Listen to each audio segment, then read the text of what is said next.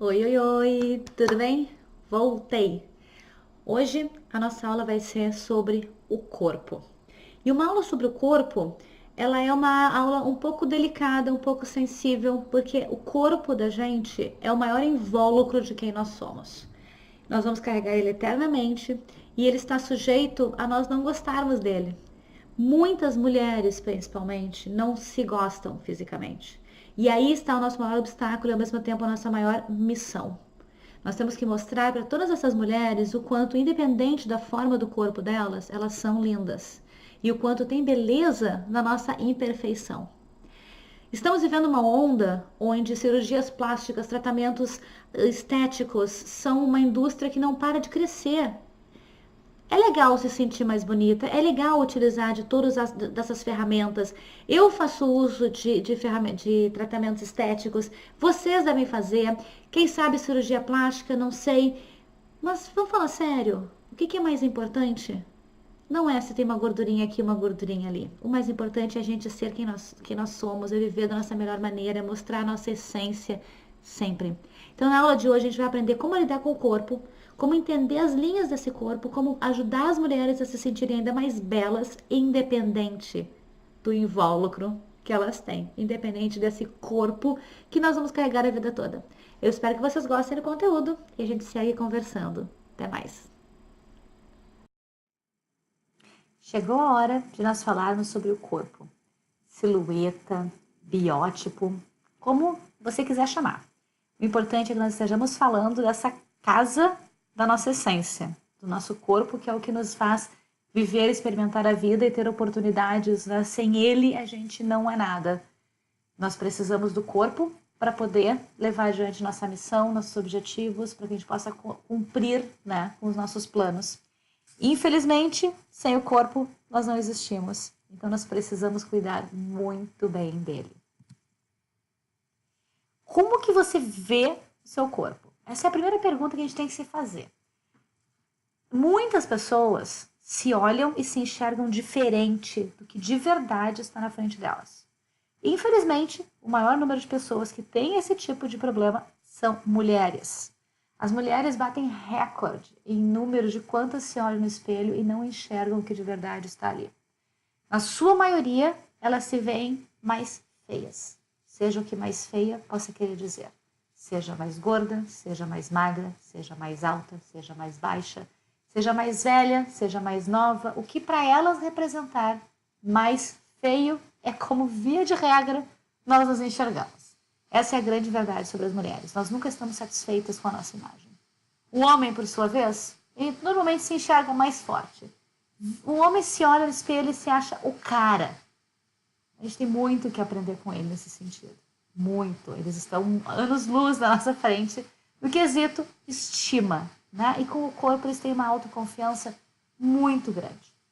Muitas vezes o nosso trabalho de consultor de imagem vai ser para levar essa autoestima para a nossa cliente. Para mostrar para ela o quanto o corpo dela é lindo, é perfeito e o quanto ela merece esse amor e esse cuidado, mostrando através da forma como ela vai se vestir, através das escolhas que ela vai fazer de acessórios, até mesmo de maquiagem e cabelo, todo esse potencial, toda essa verdade, toda essa maravilha que ela tem dentro dela.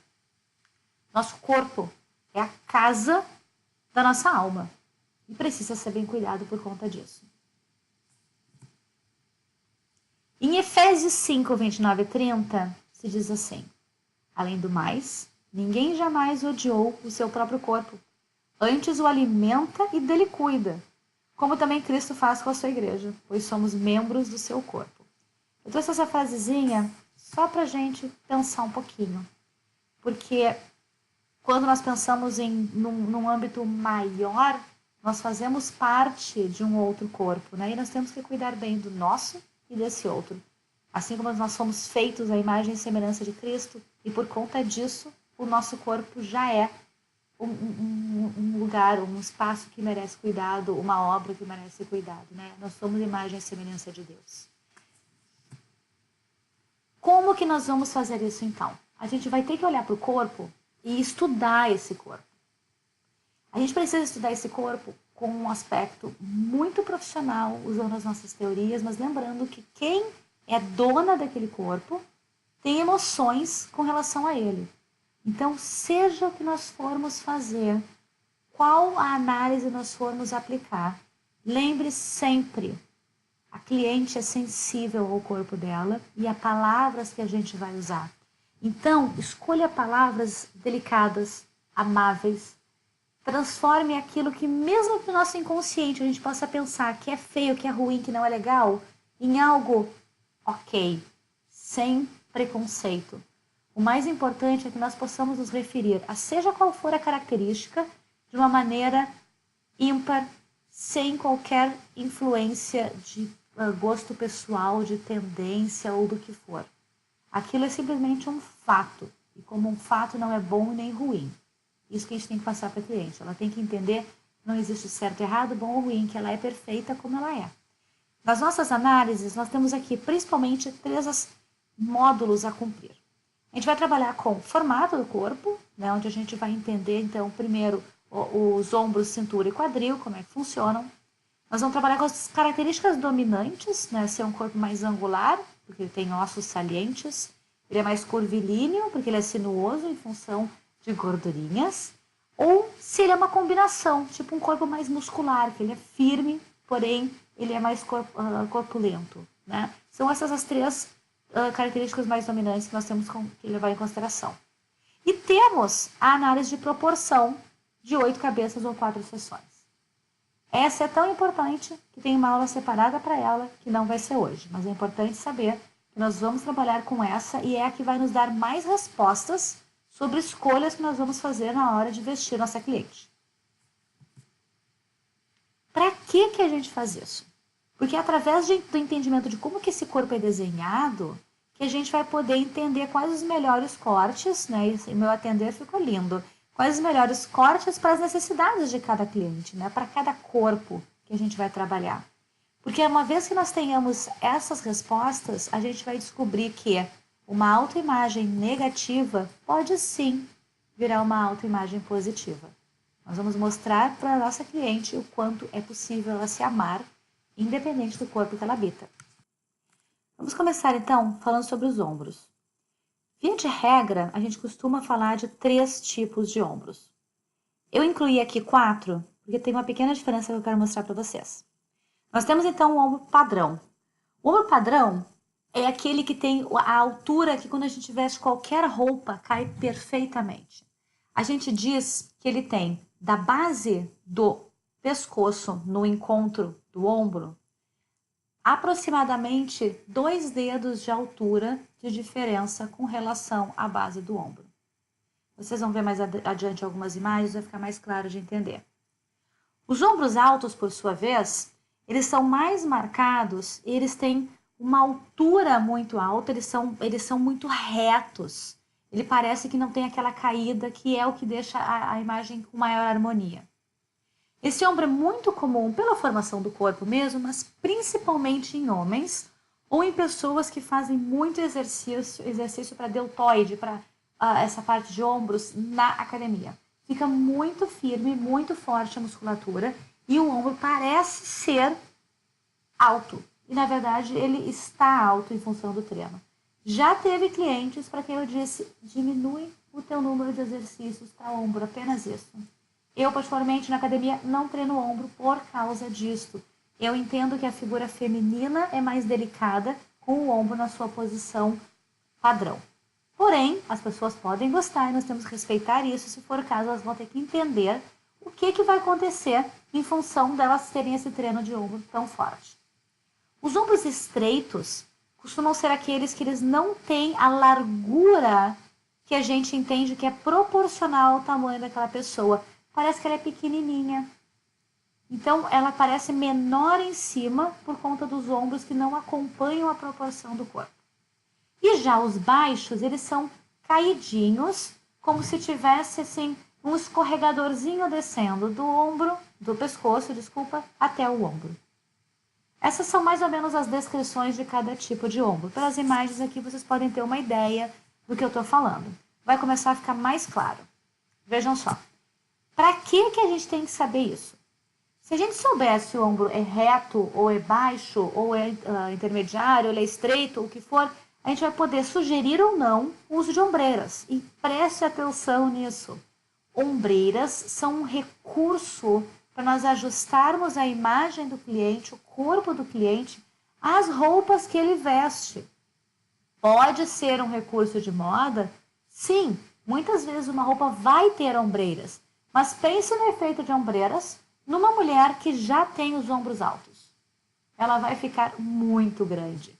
Então, a gente tem que levar em consideração quem vai usar esse recurso, né? Então, as ombreiras elas vão ser utilizadas como um artifício de moda, como alguma coisa que está em tendência ou não. Porém, nós podemos lançar mão do uso delas quando a nossa cliente tem ombros baixos, ombros caídos. Porque aí sim a gente vai equilibrar o biótipo dela, a silhueta dela, com a sua proporção.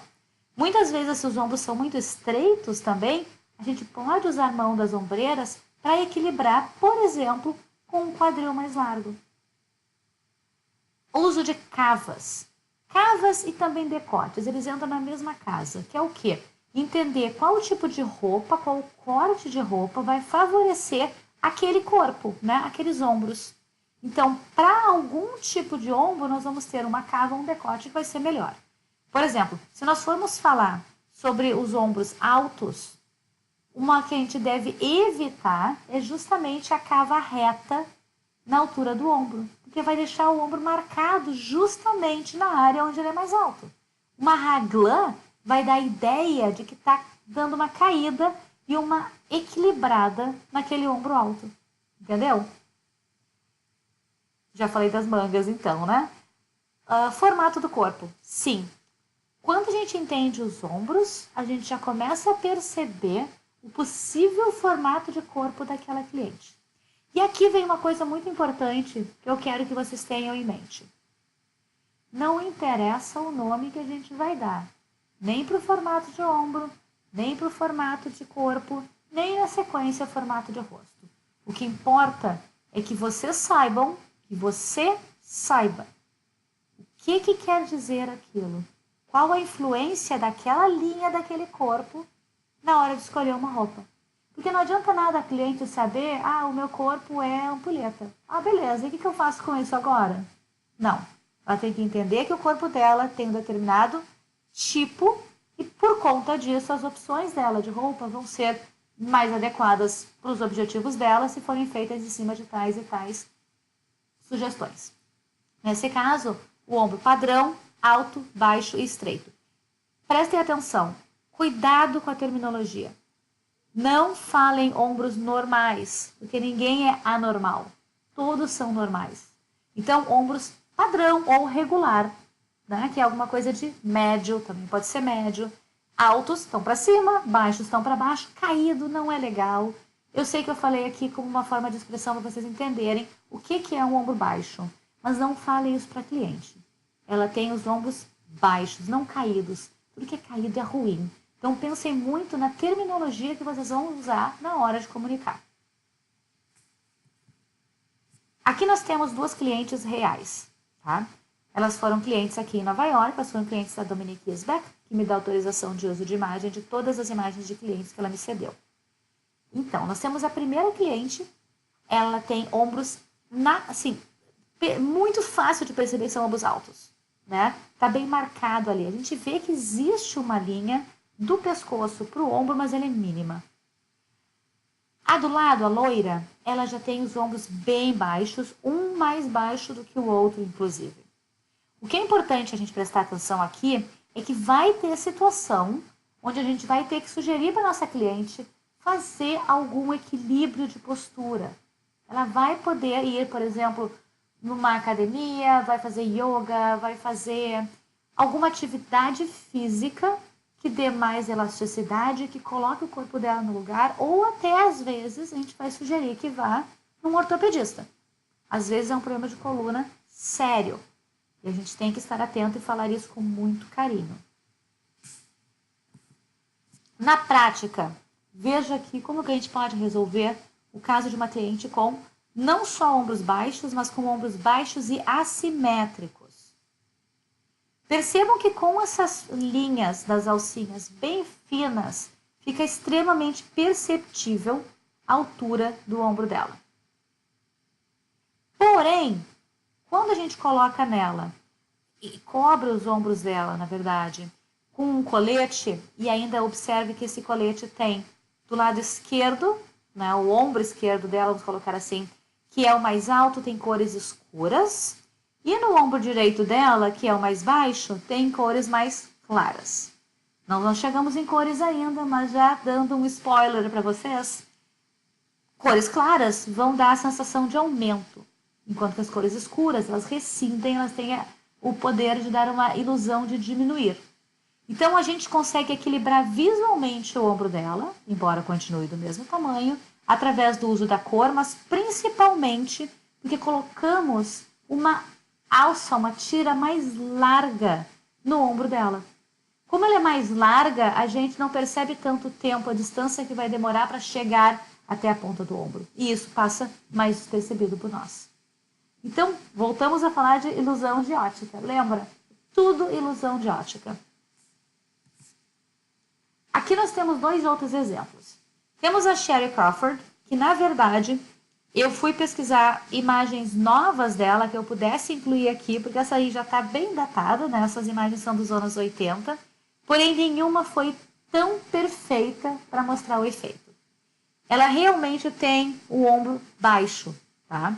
Porém, a gente vê na evolução dos anos 80 para agora o quanto ela treinou na academia e o quanto ela subiu o ombro dela em função de estar, então, com a musculatura mais forte. Já a cliente do lado, ela está na passarela ali, ela tem os ombros bem altos, bem opostos aos ombros da Cindy Crawford.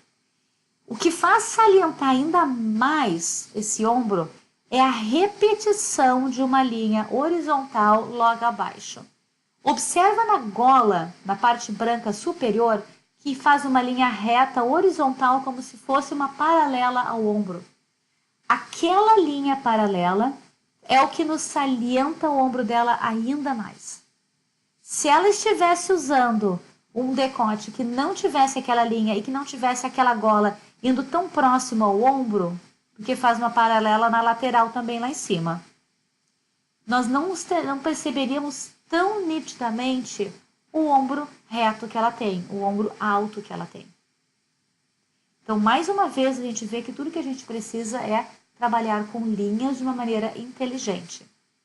As pessoas que têm o ombro padrão, é fácil, não vai ter uma preocupação maior sobre o que deve ou não deve usar. Eles vão funcionar praticamente de todas as maneiras. E a que tem o ombro estreito, a gente vai sempre tentar criar a ilusão de aumento na parte superior, né? Que vai poder ser, então, com cores claras, vai poder ser com textura, vai poder ser com linhas diagonais que remetam para cima e que façam crescer a ideia dos ombros dela, a percepção dos ombros dela. Tudo, então, é ilusão de ótica. O que nós vimos ali é, quando nós formos escolher decotes para essas clientes, a gente tem que escolher o decote que vai trazer esta ilusão de ótica que a gente deseja. Alguns decotes vão salientar os ombros altos e retos, como os primeiros, todos os tomara que caia vão salientar muito. Se nós utilizarmos alças, elas têm que ser proporcional ao tamanho daquele ombro. Se é um ombro estreito, ela vai ter que ser uma alça mais estreita. Se ele é um ombro alto, vai ter que ser uma alça mais larga. E se ele é um ombro caído, a gente vai tapar o ombro o máximo possível e chamar mais atenção para o decote e não para as laterais externas. Vamos então falar de cintura. Cintura é algo muito interessante, porque com o passar do tempo, a moda vai e vem dizendo se é bonito a cintura ou não. Antigamente, as modelos tinham a cintura bem fininha. Atualmente, as cinturas são super retas. Elas são muito mais quadradas, praticamente. Elas são retangulares de corpo, com pouca cintura. Porém, no inconsciente popular, o belo continua sendo a cintura marcada. E continua se imaginando que todas as mulheres desejam ter a cintura bem marcada. O que de verdade não acontece. Então, quando a gente enxerga o corpo de uma cliente, a gente vai perceber como é a cintura dela. Algo que influenciou muito no tipo de cintura das mulheres adultas de hoje é o tipo de roupa que usava quando adolescente. Vocês aqui, pelo que eu vi na nossa faixa etária, estamos numa média relativamente semelhante, mas a gente está começando nos 20 e um pouquinhos e indo até, acho que 40 e pouco, 50 ali na nossa faixa etária. O que vai fazer com que vocês entendam o bem que eu vou falar. Observem, as mulheres que hoje têm entre 43, 44 e 50 e poucos, mesmo nesta idade, tem mais cintura do que muita menininha de 20 e poucos e 30. Por quê? Porque nos anos 80 nós usávamos as calças com cintura alta e fechada, apertada na cintura, nada de calça soltinha quase caindo. E nos anos 90 entrou a moda de calças de cintura baixa. O corpo habitua a todo o efeito externo em cima dele. Então, o efeito externo da calça nos anos 80 cinturava, o efeito externo da calça nos anos 90, e ainda segue um pouco, porque está mudando, está voltando a cintura alta, acaba deixando espaço para a gente não ter cintura e o corpo expandir. Porque a cintura, ela nada mais é do que o nosso corpo afinando e todos os nossos órgãos internos ficam organizados dentro do corpo de uma maneira diferente. Quando a gente tem mais espaço, os órgãos internos eles acabam ocupando mais esse espaço. Né? É tipo as melancias que vão, a gente vai andando, as melanciazinhas vão andando dentro da carruagem, né? Não me lembro qual é a expressão. Mas é mais ou menos por aí. Porque lá dentro tem os órgãos que querem se movimentar, que a gente respira, que a gente se mexe, e eles estão lá dentro apertadinhos. Com a cintura apertada, eles não se mexem, nosso corpo foi desenhado e foi ficando e acostumando assim. Com a cintura soltinha, ele foi acostumando a ter espaço. Então, colocar uma cintura alta num corpo que está acostumado com cintura baixa é difícil, incomoda, mas não incomoda apenas por um fator estético, ele incomoda porque o nosso corpo lá dentro está acostumado a estar livre. Né? É tipo alguém que vive usando tênis e tem que usar um salto alto com ponta fina. É essa mesma coisa que acontece. Então a moda influenciou uma geração inteira a ter mais cintura e está influenciando uma outra geração a ter menos cintura. Independente disso, ainda fica no inconsciente popular que a cinturinha tem que ser fininha. Como que a gente vai medir a cintura então? Você vai encontrar onde terminam as costelas e onde começa o osso do quadril. E a cintura é aquele espaço maciozinho, mais vazio, porque não tem nada de osso entre elas. Essa é a primeira forma de medir a cintura, mas não é a única. Nós temos uma outra forma, que é dar uma dobradinha no corpo para o lado e o espaço mais profundo, a dobra que fica mais para dentro, é o lugar da cintura. É entre o tronco, né, e o começo das pernas ali, que é o começo do quadril. Essa é a região. Muitas vezes a região da cintura fica mais ou menos na linha do umbigo. Não é regra, não podemos usar o umbigo como medida de cintura. É preciso descobrir onde é a cintura de cada pessoa, porque nós temos cinturas em lugares diferentes, sim. Quadril. Você sabia que nós temos diferentes tipos de quadril e que descobrir o tipo de quadril vai ajudar a descobrir o tipo de roupa que a cliente vai usar? Bom, nós temos aqui a terminologia em inglês, eu mantive. High hip, que é o quadril alto. Tapered hip, que é o quadril baixo. E o in between, que é o intermediário. Ok? Como é que é isso de verdade? Veja aqui essas duas amigas quando jovens e essas duas amigas depois de um certo tempo. As duas jovenzinhas do lado esquerdo têm quadril diferente. A gente percebe pela quantidade e o local onde a gordura está localizada no bumbum. A da esquerda ela é mais reta e a gente percebe que o bumbum está lá mais ou menos todo ocupando aquele mesmo espaço. Já a da direita, ela tem uma cintura mais afinada, a parte de baixo perto das coxas um pouquinho mais larga e a gente percebe que a maior parte de gordura dela está embaixo. Quando elas envelheceram e continuam amigas e estão lá na praia novamente, a gente vê a diferença do corpo das duas como foi. A da esquerda acabou engordando proporcionalmente, né? Ela tá reta como ela era, com a mesma proporção de cintura, enquanto que a da direita, com o quadril mais baixo, ela tem mais gordura na parte da coxa e continua com a sua cintura marcada. Perceberam como a nossa evolução corporal, ela é a mesma? Ela vai seguir um padrão e vai ser sempre assim, engordando ou não? Na prática, qual é a diferença que isso faz? Bom, aqui a gente tem as duas amigas agora vestidas. A gente está vendo elas de frente numa saia. E tá perfeito. A gente olha para elas e tá ok. Beleza, ninguém vai vestir as clientes com essa roupinha mais. Não, por favor, acho que nem em brechó a gente vai encontrar algo assim. Mas não dá nada para nós aprendermos, tá valendo. A gente vai olhar para elas e tá funcionando. As saias estão perfeitas. Será mesmo? Olha atrás. O que tá errado? Vocês percebem na saia azul aquele espaço todo que tá sobrando? E na saia verde o caimento perfeito? Poxa, eu não vou estragar a saia verde, né? Deixa ela assim, ela tá bonitinha. Nós vamos fazer um teste, vamos ver o que acontece se a gente trocar a saia. Uau! De repente, o corpo da esquerda está com a saia perfeita e o da direita continuou bem. Por que isso? Vamos olhar de novo. Vocês lembram que ela da direita aqui tem o quadril baixo com a cintura bem marcada? Quando a gente coloca nela uma saia lápis, uma saia reta, sobra tecido naquela área entre a cintura e o bumbum. Voilá! Agora, quantos de vocês aí estão sabendo por que tanta calça, tanta saia incomoda? Tá aí a resposta. É porque é o tipo de quadril. O quadril baixo, ele precisa normalmente de algo mais evasê, de algo que ocupe aquele espaço. Por conta disso, ficou tão melhor a saia verde. Ela era uma saia em A. Via de regra, a saia A, os cortes em evasê, vão deixar qualquer corpo bonito. O perigo é a saia reta. O perigo é a saia lápis. Então, vamos descobrir como é que a gente faz essa medição? Vamos lá.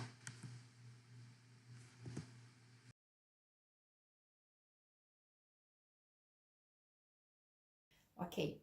Então, para fazer a medida do quadril, para nós descobrirmos a altura do quadril, é relativamente simples, mas requer um pouquinho mais de atenção do que foi para os ombros e também para a cintura, que são explicações relativamente simples e fáceis.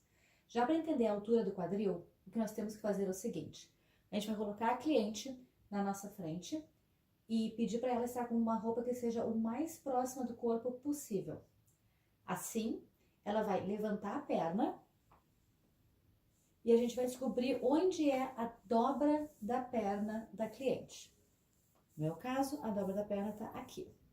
A gente pega essa linha da dobra da perna e corre ela para atrás e descobre aqui é o mesmo ponto da altura da dobra da perna. Aonde tem mais gordura? Abaixo, acima ou exatamente no ponto da dobra da perna. Quando tem mais gordura na parte de cima, essa cliente tem o quadril alto. Quando tem mais gordura na parte de baixo, ela tem o quadril baixo. E quando é a mesma altura da linha da dobra da perna com o bumbum, é o quadril intermediário. Ok? Então, para que a gente tem que entender como funciona a medida do quadril, a altura do quadril? Para saber justamente o que a gente vai sugerir como alternativas no vestir. Vai ser uma saia A? Vai ser uma saia lápis? Qual é a altura dessa cintura? Ela vai ser mais alta, mais baixa? Será que ela vai poder utilizar qualquer tipo de perna de calça? É melhor a gente usar uma calça reta? Às vezes, quando a cliente tem o quadril mais largo, a gente vai usar uma calça mais larga para poder equilibrar com o quadril. Porque se a gente usa ela muito justinha, vai acabar dando aquele efeito cenoura, né? Que começa muito grande em cima, muito fininha embaixo e perde proporção. Parece que ela está pendendo para um lado ou para o outro, porque não tem base, está sem equilíbrio. Já uma pessoa que tem o corpo mais afinado embaixo, Vai ser mais fácil usar umas calças mais justas também, mas vai depender do tamanho que ela é em cima, porque se ela for muito grande, se ela for triângulo invertido, vai dar a sensação de que ela está fraquinha embaixo para segurar aquele corpo todo em cima. Então a gente tem que ter muito cuidado na hora de escolher o tipo de calças e saias que nós vamos oferecer para nossos clientes e tem que considerar o formato desse quadril, a altura desse quadril. E também a gente vai aprender com isso um pouco mais sobre qual o possível formato de corpo dela. E dá para prever o ganho de gordura. Quando a gente fala para a cliente sobre o ganho de gordura, ela fica fascinada, tipo, nossa, como é que tu sabe disso? Então, se a gente olhar para ela, a gente mede teu corpo assim, assim. Agora eu percebi, então, que tu tens o quadril alto, o que me dá a entender que quando tu engorda uns quilinhos, normalmente aumenta essa linha da cintura e tem uma tendência a ficar com uma barriguinha. É verdade? Uau! Ou então, eu percebi que tu tens o quadril baixo. É verdade que toda vez que tu ganha uns quilinhos, tu acaba aumentando bastante no quadril, no bumbum e nas coxas? Nossa, como é que tu sabe?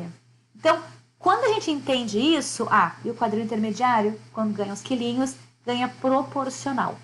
Continua com o mesmo formato de corpo, aumenta, a cintura fica mais gordinha, o bumbum fica mais gordinho, tudo cresce junto. Estes são, então, os formatos de corpo mais comuns, mais falados.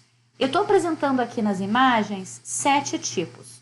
Nós vamos trabalhar de verdade com 5, exclusivamente porque as informações para os 7 são as mesmas dos 5. E hoje não precisa trabalhar com 7 nomenclaturas. Eu não tenho aqui o nome do corpo, porque eu gostaria, de, antes de tudo, conversar com vocês sobre o que eu falei no começo da aula. Cuidado com como vocês vão chamar esse corpo. Às vezes, culturalmente, ou até naquela época, né, naquele momento em que a gente está vivendo, aquele nome pode não ser legal, pode não ser adequado. Houve uma época que estava muito famosa a mulher melancia, né? E tinha mulher fruta pelo Brasil afora. Quem fosse chamado daquilo não gostava, porque remetia à imagem daquela mulher. Então, utilizar nomes que são mais favoráveis, são mais democráticos, que são mais amigáveis, é a melhor forma da gente manter a empatia com a nossa cliente. Aqui, a gente está trabalhando com os nomes que seriam pera, triângulo, retângulo, triângulo invertido, ampulheta, oval e diamante. O que eu gosto nesses nomes, na sua maioria, é que são formas geométricas. Infelizmente, a pera acaba ficando com um formato que não é muito agradável ser chamado com o nome de fruta. Porém, observe que pera e triângulo têm semelhanças. Afinal de contas, são maiores no quadril e menores no ombro. Então, a gente não precisa trabalhar com a terminologia pera, podendo utilizar quadril e lembrando que a diferença do quadril para o pera é que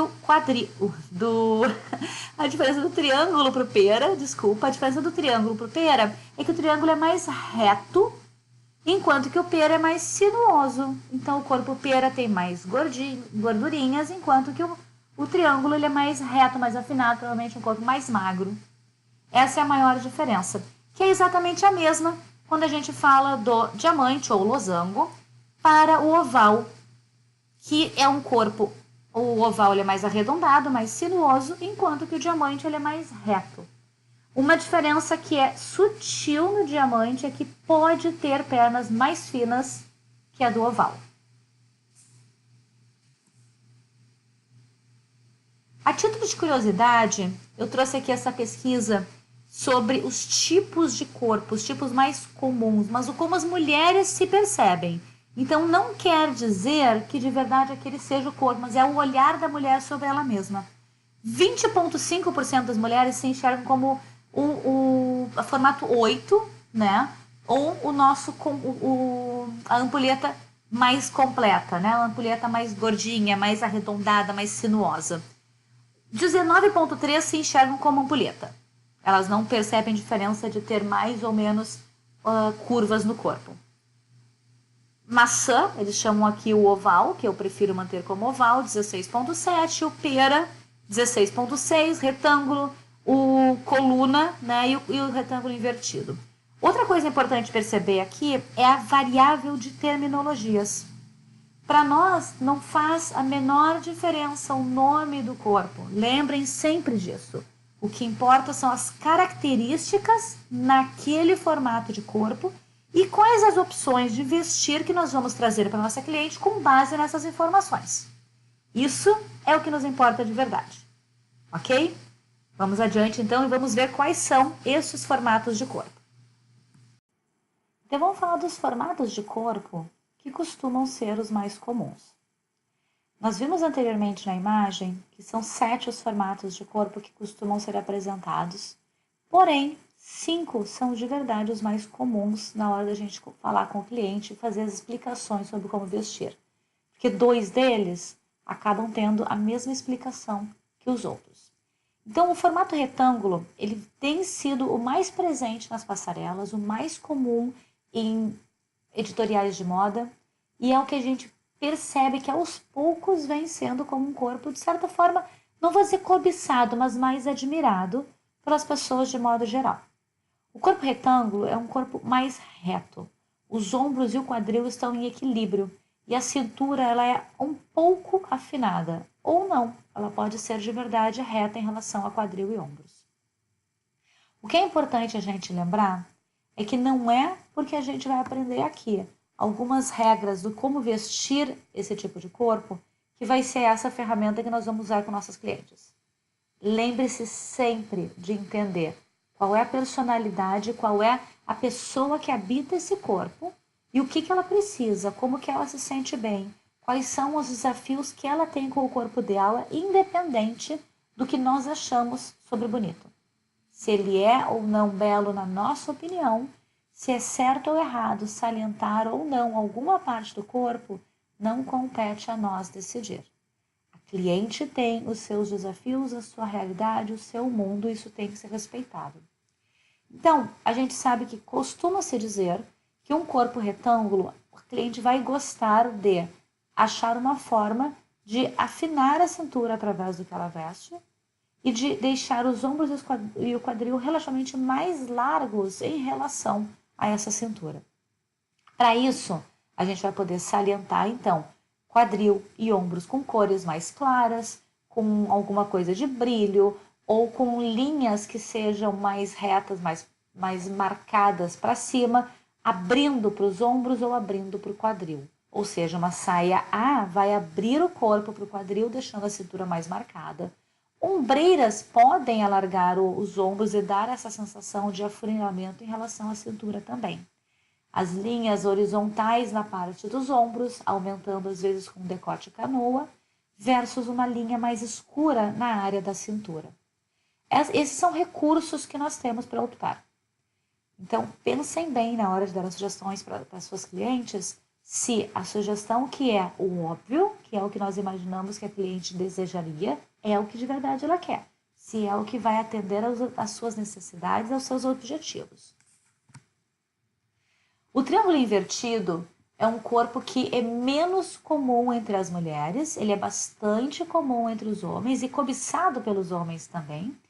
Porém, as mulheres que optam por fazer, por exemplo, natação ou ginástica olímpica, podem acabar tendo um aumento dos ombros em relação ao quadril e ter, por força do exercício, um corpo triângulo invertido. Quando esse corpo triângulo invertido ele é muscular, ele acaba dando alguns desafios maiores para nós, porque vai estar muito marcado o deltoide, a parte das costas, e perde um pouco da feminilidade. E o que a gente poderia utilizar, por exemplo, de roupas mais fluidas, vão ficar muito leves naquele corpo e vão parecer que estão penduradas, então devemos evitar. As cavas americana, manga raglan, podem facilitar e podem deixar aquele corpo em maior harmonia, porque elas vão marcar uma linha diagonal descendente os ombros, fazendo com que eles tenham uma aparência de menor. Blusas que trocam de cor com cava raglan e tem na sua manga uma cor mais profunda, mais escura, são ótimas opções, porque elas vão dar uma percepção de menor ombro para aquele corpo. Usar também ombreiras é impossível nesse corpo. Evite decote canoa. Essas opções de decote canoa, mangas bufantes e ombreiras vão ser justamente para o triângulo normal, para o triângulo padrão, pois o triângulo padrão a gente vê que vai ser menor nos ombros e maior no quadril. Então, as regras que teoricamente a gente aplica para o triângulo invertido são exatamente contrárias às regras que a gente aplica para o triângulo padrão e vice-versa. Agora, eu adoro usar a Jennifer Lopez como exemplo nessa situação, porque a gente lembra aqui o quanto é importante entender os objetivos desta cliente.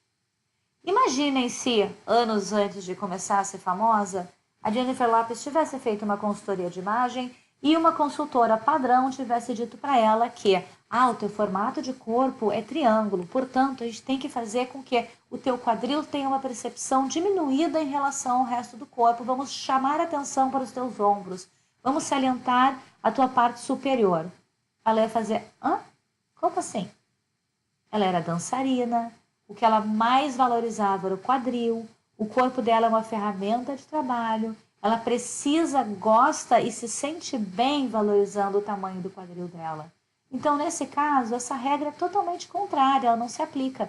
E a sensibilidade da gente para entender o que a cliente precisa de verdade tem que ser muito grande. Inclusive, em algumas culturas, o quadril largo é sinônimo de fertilidade.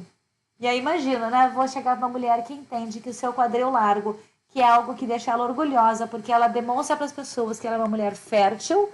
Não, nós temos que diminuir essa percepção. Então, entender também o aspecto cultural de como uma pessoa pode perceber o seu corpo é muito importante.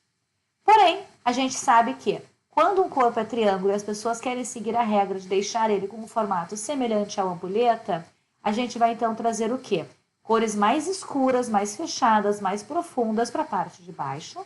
Usar uma calça flare para que aquela perna abra em relação ao final da calça e dê uma percepção de maior equilíbrio com o quadril.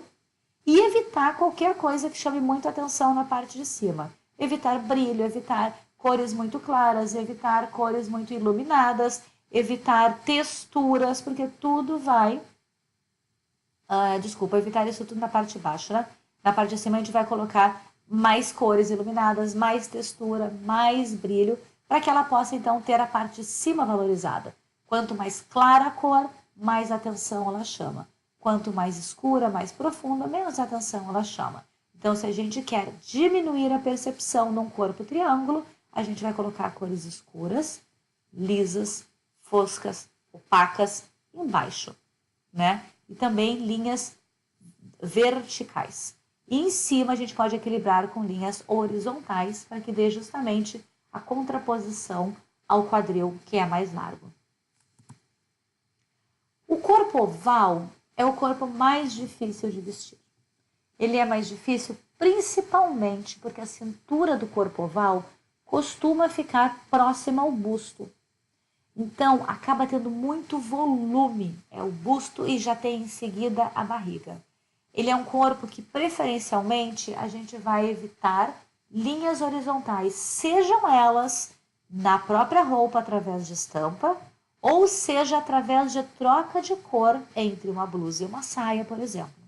O ideal é que essa cliente se vista com peças verticais, ou com color blocking, como a gente está aqui no vestido da Rebel Wilson, ou com, por exemplo, composição de terceira peça, colocar um colete longo, um casaco longo, que vai dar aquela linha reta, principalmente no centro do corpo. E nessa hora, se nós conseguirmos colocar as cores profundas para fora, o ganho é melhor ainda, porque afina muito mais a imagem da pessoa.